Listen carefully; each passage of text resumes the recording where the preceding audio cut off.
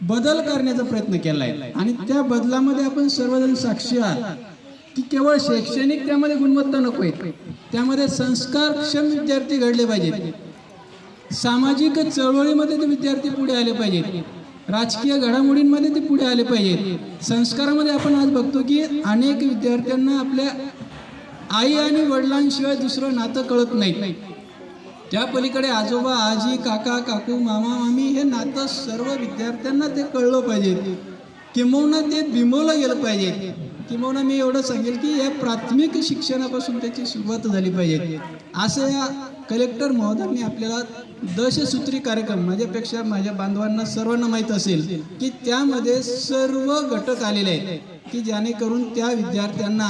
नेमकं काय द्यायचंय आणि आपल्यामध्ये काय बदल करायचा आहे, विद्यार्थ्यांमध्ये काय अपेक्षित आहे। आपल्याला फक्त गुणाने किंवा मार्क्स मिळावे किंवा त्याला चांगले मार्क्स मिळाले म्हणून विद्यार्थी घडवायचा नाही, विद्यार्थ्याला सामाजिक किंवा कौटुंबिक किंवा त्याची जी काही गुण आहेत संस्कारक्षमच असले पाहिजेत। अन्यथा आपण आज बघतो की टी व्हीवरती किंवा पेपरमध्ये वाचण्यात येतं की आईवडिलांपेक्षा पासून दूर गेलेले मुलं अक्षरशः आईवडिलांनाही विसरत आहेत, तर बाकी समाज घटक तर दूरच